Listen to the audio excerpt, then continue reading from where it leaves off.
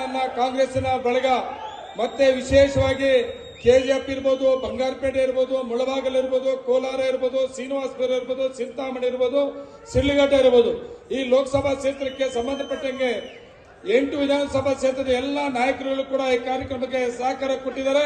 ವಿಶೇಷವಾಗಿ ನಮ್ಗೆ ಕೊಟ್ಟಂತ ಜವಾಬ್ದಾರಿನ ಇವತ್ತು ಶಕ್ತಿ ಯೋಜನೆ ಕಾರ್ಯಕ್ರಮ ಈ ದೇಶದ ಈ ರಾಜ್ಯದ ಎಲ್ಲ ಹೆಣ್ಣುಮಕ್ಕಳಿಗೆ ಸರ್ಕಾರಿ ಬಸ್ಗಳಲ್ಲಿ ಉಚಿತವಾಗಿ ಪ್ರಯಾಣ ಮಾಡತಕ್ಕಂತ ಕಾರ್ಯಕ್ರಮವನ್ನ ಜಾರಿ ಕೊಟ್ಟು ಅದು ಜೂನ್ 11ನೇ ತಾರೀಕು. ಮೇ 20ಕ್ಕೆ ನಾವು ಅಧಿಕಾರಕ್ಕೆ ಬಂದು ಜೂನ್ 20ಕ್ಕೆ ನಾವು ಈ ಕಾರ್ಯಕ್ರಮವನ್ನು ಜಾರಿಗೆ ತಗೊಬಂದು ಅದ್ರ ಜೊತೆಗೆ ಜುಲೈ ತಿಂಗಳಲ್ಲಿ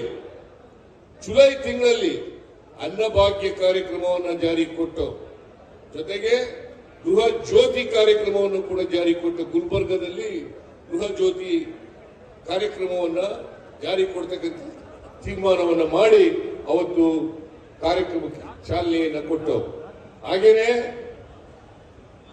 ಅನ್ನಭಾಗ್ಯ ಕಾರ್ಯಕ್ರಮ ಜುಲೈ ತಿಂಗಳಲ್ಲಿ ಇದಕ್ಕೂ ಕೂಡ ಚಾಲನೆಯನ್ನು ಕೊಡ್ತಕ್ಕಂಥ ಕೆಲಸವನ್ನು ಮಾಡೋದು.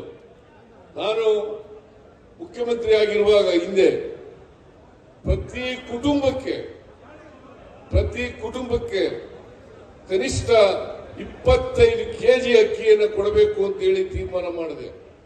ಪ್ರತಿಯೊಬ್ಬರಿಗೆ 7 ಕೆಜಿ ಅಕ್ಕಿ. ಯಾಕಂದ್ರೆ ಕರ್ನಾಟಕದಲ್ಲಿ ಯಾರೂ ಕೂಡ ಹಸಿದು ಮಲಗಬಾರದು, ಕರ್ನಾಟಕ ಹಸಿವು ಮುಕ್ತ ರಾಜ್ಯ ಆಗಬೇಕು ಅಂತ ಹೇಳಿ ಪ್ರತಿಯೊಬ್ಬರಿಗೆ 7 ಕೆಜಿ ಅಕ್ಕಿಯನ್ನು ಕೊಡ್ತಕ್ಕಂಥ ಕಾರ್ಯಕ್ರಮವನ್ನು ಜಾರಿ ಕೊಟ್ಟಿದ್ದು. ಆದರೆ ಬಿಜೆಪಿಯವರು ವಾಮಮಾರ್ಗದಿಂದ ಅಧಿಕಾರಕ್ಕೆ ಬಂದು ಅದನ್ನ 5 ಕೆಜಿಗಳಿಸಿದರು. ಅನೇಕ ಭಾಗಗಳಲ್ಲಿ ನಾನು ಹೋದಾಗ ನಮಗೆ 5 ಕೆಜಿ ಸಾಲಲ್ಲ, ಇನ್ನು ಹೆಚ್ಚು ಅಕ್ಕಿ ಕೊಡಬೇಕು ಅಂತಕ್ಕಂಥ ಮನವಿಗಳನ್ನು ಮಾಡಿದ್ರು. ಅದಕ್ಕೋಸ್ಕರ ನಾವು 5 ಕೆಜಿ ಜೊತೆಗೆ ಇನ್ನೂ 5 ಕೆಜಿ ಅಕ್ಕಿಯನ್ನು ಕೊಡ್ತೇವೆ ಅಂತಕ್ಕಂಥ ಮಾತುಗಳನ್ನು ಹೇಳಿದ್ದೇವೆ. ಅದಕ್ಕೋಸ್ಕರ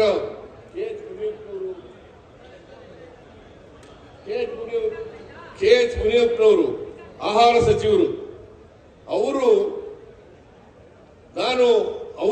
ಬಹಳ ಪ್ರಯತ್ನಗಳನ್ನು ಮಾಡಿದರು. ಕೇಂದ್ರ ಸರ್ಕಾರ ಮೊದಲು ನಮಗೆ ಅಕ್ಕಿ ಕೊಡ್ತೀವಿ ಅಂತ ಒಪ್ಕೊಂಡಿದ್ರು.